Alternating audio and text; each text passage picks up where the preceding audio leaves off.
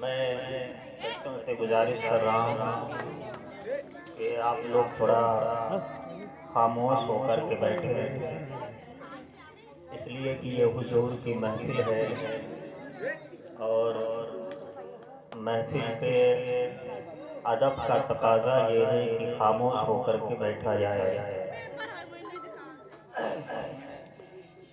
آئیے ہم اور آپ سب مل کر کے بلا تاخیر حضور کی بارگاہ میں درود پاک پڑھیں۔ اللہم صلی علی سیدنا و مولانا محمد و بارک وسلم، صلو علیہ صلاۃ و سلام علیک یا رسول اللہ صلی اللہ تعالی علیہ وسلم۔ میں دو تین شعر نعت کی آپ حضرات کی خدمت میں حاضر کر رہا ہوں، سماعت فرمائیں۔ ذرا سارے لوگ محبت سے ہاتھ اٹھا کر کے بول دیں سبحان اللہ سبحان اللہ۔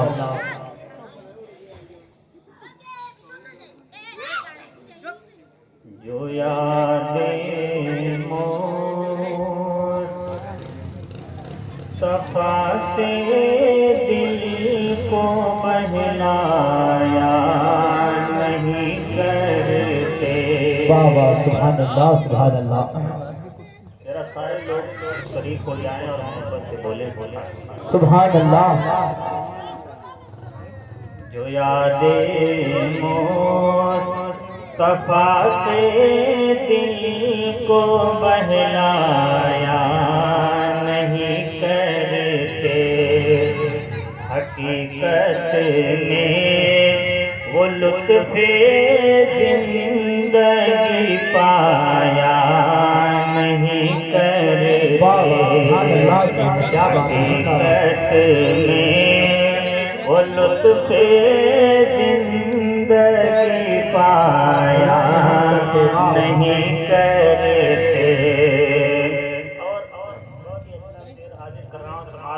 ارشاد ہوتا ہے جو حضور کا غلام ہوتا ہے اس پر کتنی بھی مصیبتیں آئیں، کتنی بھی پریشانیاں آئیں، وہ کبھی حضور کا دامن نہیں چھوڑتا ہے۔ ہر حال میں وہ حضور سے محبت کرتا ہے، حضور سے وفا کرتا ہے، اور حضور سے وفا ہی انسان کی ایمان کی دلیل ہے۔ جس کے دل میں حضور کے لیے محبت نہ ہو اس کے دل میں کوئی ایمان نہیں۔ اس لیے کہ ڈاکٹر اقبال کہتے ہیں محمد کی محبت دین حق کی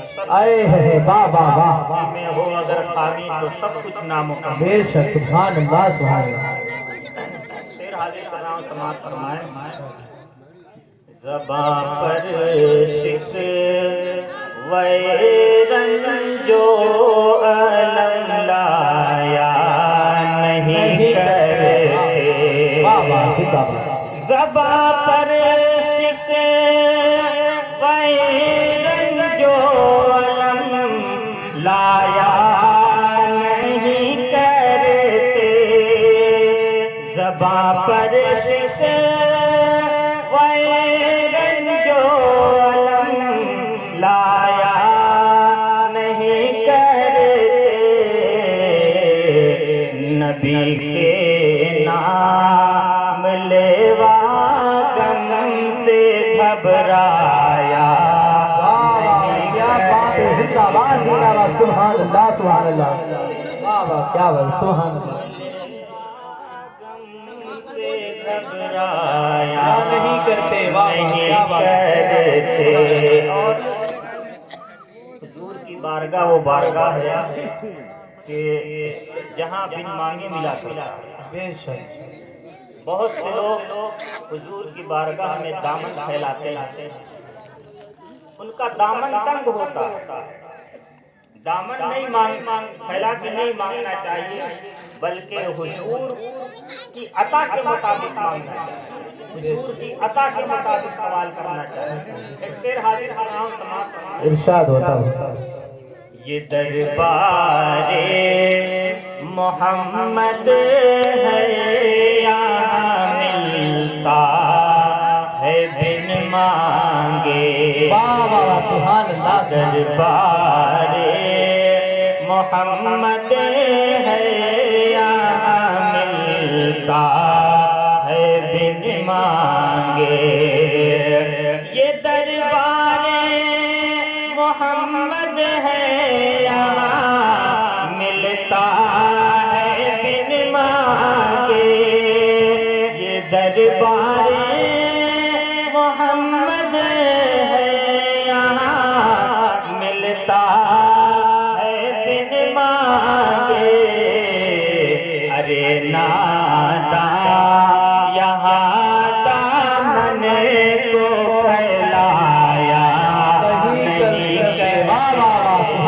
سبحان اللہ زندہ باد زندہ باد نعرہ تکبیر نعرہ تکبیر نعرہ رسالت علماء اہل سنت نعرہ تکبیر نعرہ رسالت یہاں دامن کو پھیلایا نہیں کرتے بابا سبحان اللہ یہ دربار محمد ہے یہاں اپنوں کا کیا کہنا واہ واہ واہ زندہ باد زندہ باد محمد ہے یہاں اپنوں کا کیا کہنا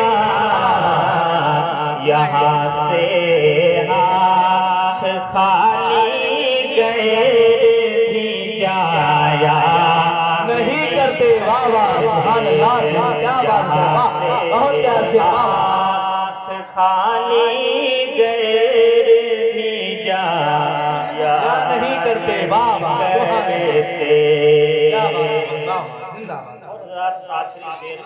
سبحان ارشاد ہوتا اور محبت سے بولتے ہیں سبحان اللہ سبحان اللہ ارے او نام سمجھ قربان ہو جا ان کی چوکھٹ واہ واہ واہ سبحان اللہ ارے او نام سمجھ قربان ہو جا ان کی چوکھٹ پر ارے او نام سمجھ قربان ہو جا ان کی چوکھٹ پر یہ لمحے زندگی میں بار بار آیا نہیں کرتے زندگی میں بار بار آیا نہیں کرتے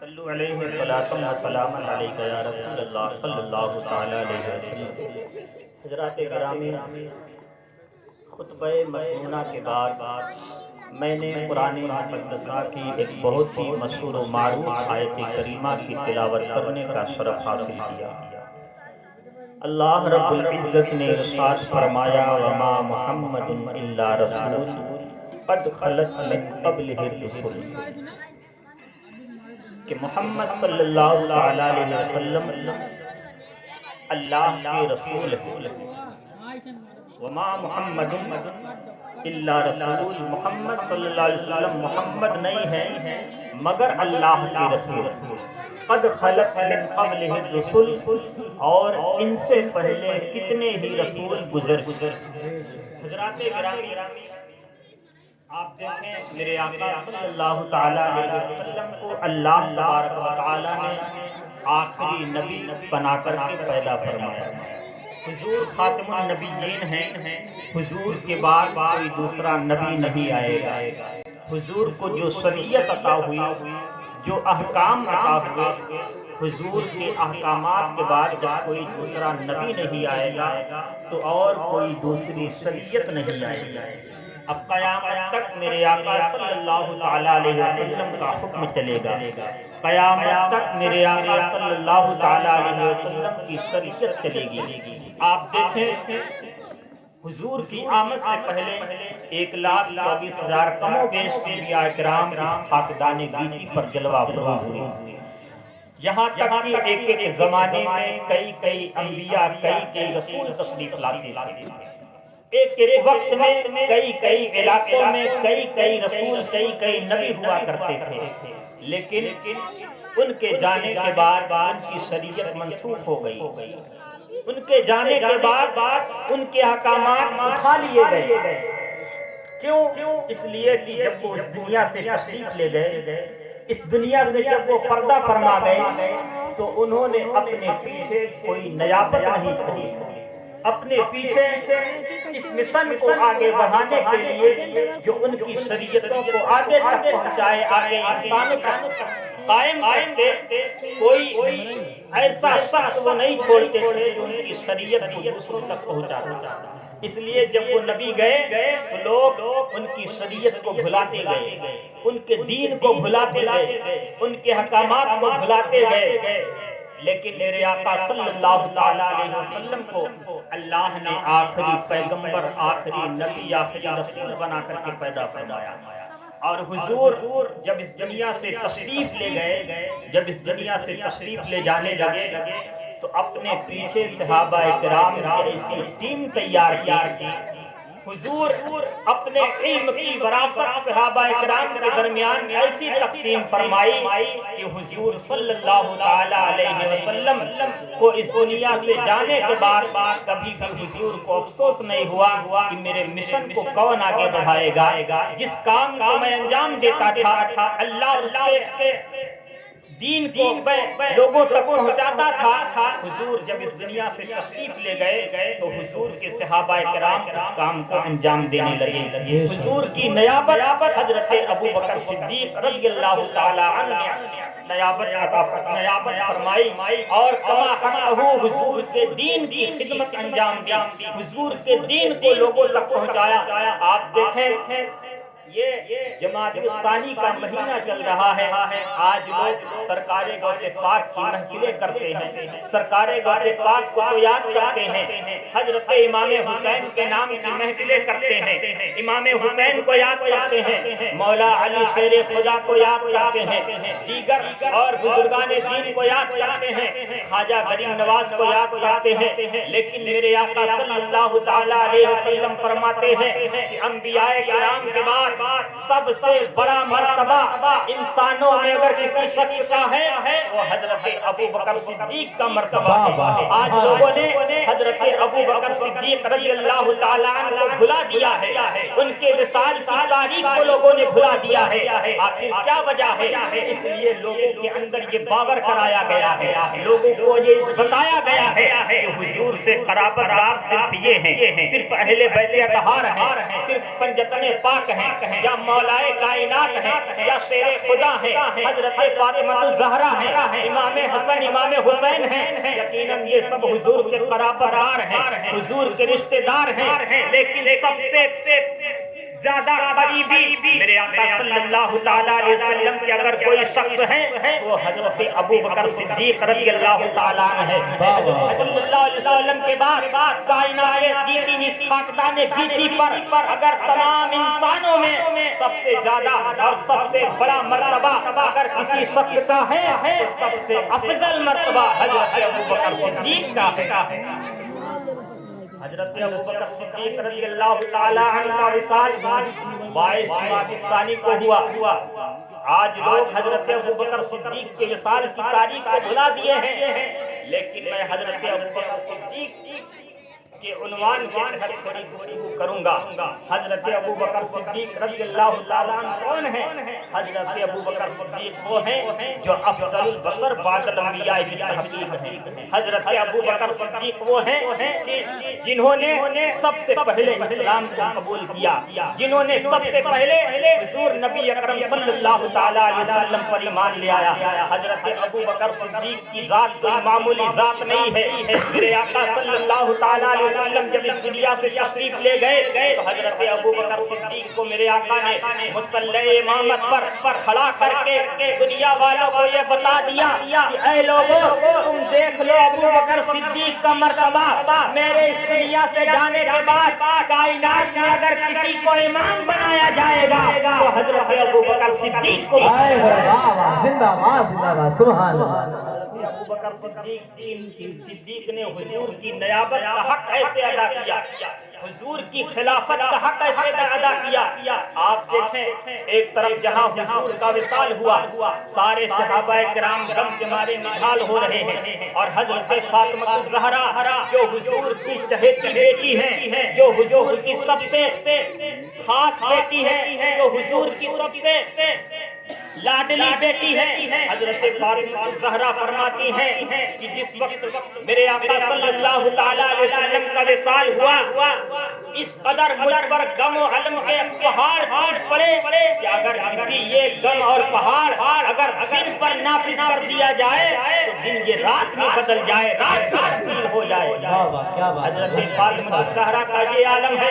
हजरत उमर बिन खत्ताब यहाँ पर कहने लगे कि अगर कोई शख्स ये कहे कि मोहम्मद सल्लल्लाहु ताला अलैहि वसल्लम का विसाल हो गया है तो ये मेरी तलवार है, ये मेरी तलवार म्यान से बाहर है, और जो शख्स हुजूर के इंतकाल के बारे में बात करेगा मेरी तलवार से उसकी गर्दन उड़ा दी जाएगी। तमाम सहाबा आपस में मशवरा करने लगे आखिर अब क्या किया जाए। बहुत से लोग तो ऐसे थे जो इस्लाम को पसे पुसे छोड़ने वाले थे, इस्लाम से फिरने वाले थे कि जब नबी हमारे चले गए तो अब आखिर हमें रहनुमाई कौन फरमाएगा, आखिर नयाबत का हक अदा कौन करेगा। लेकिन बरजस्ता हजरत अबू बकर सिद्दीक ने तमाम सहाबाए किराम को इकट्ठा फरमाया। इकट्ठा फरमाने के बाद हजरत अबू बकर सिद्दीक ने तमाम सहाबा से फरमाया, ओ मेरे जाने ओ मेरे साथियों सुनो, जो लोग अल्लाह की इबादत करते थे, जो लोग मोहम्मद सल्लल्लाहु अलैहि वसल्लम की इबादत करते थे, तो सुनो मोहम्मद सल्लल्लाहु अलैहि वसल्लम का विसाल हो गया है। और जो लोग अल्लाह की इबादत करते थे तो अल्लाह बाकी है, अल्लाह कभी फना नहीं होगा। और सुन लो, जो लोग मोहम्मद सल्लल्लाहु अलैहि वसल्लम की इबादत किया करते थे और ये सोचते थे कभी इनका विसाल नहीं होगा, कभी इनका इंतकाल नहीं होगा, तो सुनो वो लोग अपने जहन से ये बात निकाल दें, इसलिए कि हुजूर की आमद से पहले अल्लाह ने कुरान में फरमाया है, कद खलक मिन क़ब्लिहिम रुसूल, ऐ महबूब हमने आपसे पहले दुनिया में न जाने कितने रसूल भेजे, और सारे रसूल इस दुनिया में अपने काम को अंजाम देने के बाद जब उनका काम पूरा हो गया तो मैंने उन्हें अपनी जानिब बुला लिया और उनका विसाल हो गया, वो इस दुनिया से वफात पा गए। और मेरे आका सल्लल्लाहु अलैहि वसल्लम के बारे में हजरत अबू बकर सिद्दीक ने फरमाया कि जब मेरे आका सल्लल्लाहु ताला अलैहि वसल्लम ने अपना काम पूरा कर दिया, अल्लाह के अहकामात को बंदों तक पहुंचा दिया, दीन को मुकम्मल तौर से लोगों के दरमियान नाफिज कर दिया, तब हुजूर के काम खत्म हो गया, हुजूर ने अपना काम पूरा कर दिया।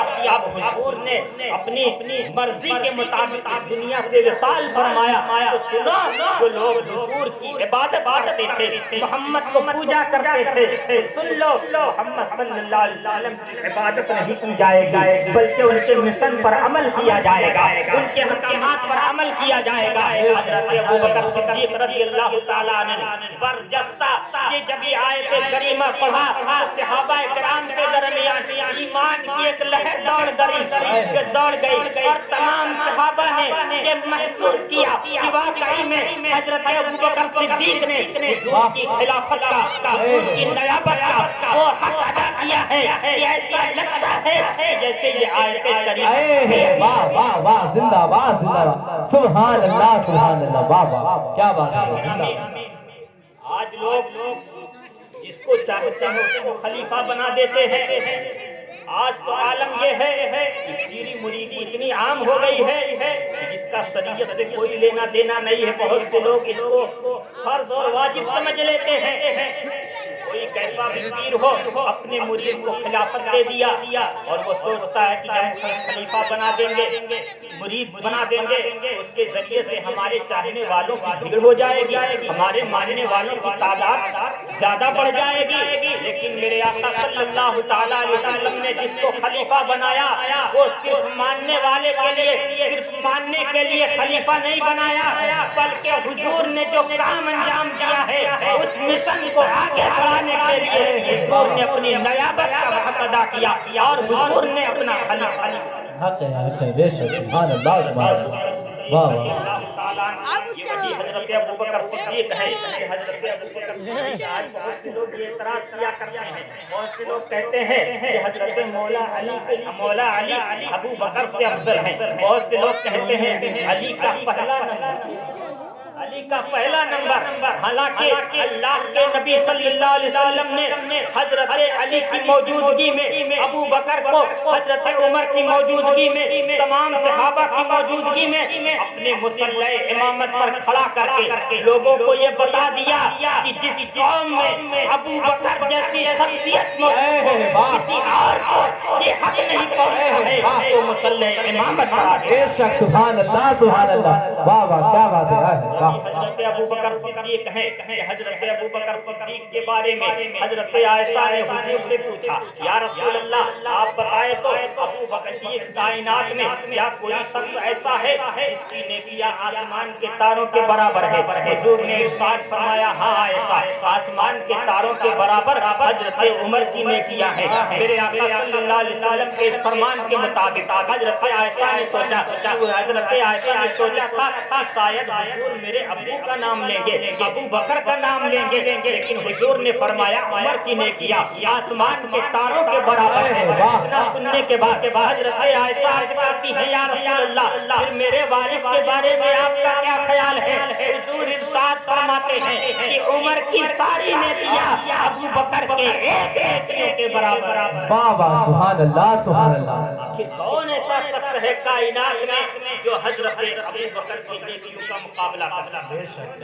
انبیاء کرام کے بعد سب سے بڑا مرتبہ، سب سے افضل مرتبہ حضرت ابو بکر صدیق کا ہے۔ یہ وہی حضرت ابو بکر صدیق ہیں۔ میرے آقا صلی اللہ تعالی علیہ وسلم ایک مرتبہ ایسا ہوا کہ حضرت عمر اور حضرت ابو بکر صدیق کے درمیان کچھ انبن ہو اور دونوں کے درمیان کہا سنی ہو گئی، تو حضرت عمر حضور کی بارگاہ میں حاضر ہوئے اور حضرت ابو بکر حضرت عمر سے ناراض ہو گئے، حضرت عمر ابو بکر سے ناراض ہو گئے۔ حضرت عمر حضور کی بارگاہ میں حاضر ہوئے، کیا یا رسول اللہ حضرت ابو بکر نے مجھے میرے بارے میں ایسا کہا ہے اور میں ان سے ناراض ہو گیا ہوں۔ حضرت عمر کے سامنے حضور نے فرمایا اللہ تبارک و تعالی حضرت ابو بکر کو معاف فرمائے اور تم کو بھی معاف فرمائے۔ لیکن جب حضرت عمر نے اتنا سنا تو حضرت عمر حضرت ابو بکر کے پاس جانے لگے۔ حضرت ابو بکر کے پاس گئے تو حضور صلی اللہ علیہ وسلم کے پاس حضرت ابو بکر آ گئے۔ حضرت ابو بکر نے اپنا سارا ماجرا سنایا حضرت عمر کے سامنے، تمام صحابہ کرام کے سامنے، میرے آقا صلی اللہ علیہ وسلم نے حضرت ابو بکر کے سامنے، عمر کے سامنے، دونوں کے درمیان میں تمام صحابہ کرام بیٹھے ہوئے ہیں۔ حضور نے ارشاد فرمایا ذرا وہ دن یاد کرو جب میں نے مکہ میں کوہ صفا میں اللہ کی وحدانیت کا اقرار کیا تھا، اللہ کی وحدانیت کا اعلان کیا تھا اور میں نے اپنے نبی ہونے کا دعویٰ کیا تھا۔ مکے کے سارے لوگوں نے میرا ساتھ چھوڑ دیا تھا، کسی نے مجھے جھوٹا کہا تھا، کسی نے مجھے مجنون کہا تھا، کسی نے مجھے کیا کہا تھا، کسی نے مجھے دیوانہ کہا تھا، مکہ کے سارے لوگوں نے مجھے جھٹلایا تھا۔ اگر اس وقت مجھے کوئی تصدیق کرنے والا تھا تو یہی ابو بکر صدیق کو ستایا، اس نے مجھے ستایا ہے۔ سن لو آج کے بعد سے کبھی بھی کوئی بھی صحابی حضرت ابو بکر صدیق کے سامنے ایسی غلطی نہ کرنا۔ یہ حضرت ابو بکر صدیق کی شان ہے۔ میرے آقا صلی اللہ علیہ وسلم نے حضرت ابو بکر صدیق کو مقام دیا ہے، وہ مرتبہ دیا ہے، وہ افضلیت دی ہے کہ حضرت ابو بکر صدیق تمام صحابہ میں، تمام صحابہ کا اجماع ہے، تمام صحابہ کا اتفاق ہے کہ انبیاء کرام کے بعد سب سے افضل مرتبہ حضرت ابو بکر صدیق کا ہے۔ گرامی میں اس چیز کو اس لیے میں آپ کے سامنے رکھا کیونکہ 22 جمادی ثانی کو حضرت ابو بکر صدیق رضی اللہ تعالیٰ عنہ وصال کی تاریخ ہے۔ اس طریقے سے ہم اپنے تمام بزرگوں کو یاد رکھتے ہیں، ایسے ہی ہمیں حضرت ابو بکر صدیق کو بھی یاد رکھتے ہیں، اس لیے کہ حضور کے بعد کائنات میں سب سے بڑا مرتبہ ابو بکر صدیق کا، انبیاء کرام کے بعد۔ سبحان اللہ تبارک و تعالی ہمیں زیادہ سے زیادہ حضرت ابو بکر صدیق سے محبت کرنے کی توفیق عطا فرمائے۔ حضور کے تمام جانثار صحابہ سے، تمام جانثار ساتھیوں سے سچی پکی محبت کرنے کی توفیق عطا فرمائے۔ جو کچھ بھی بیان ہوا وہ آغاز باب تھا۔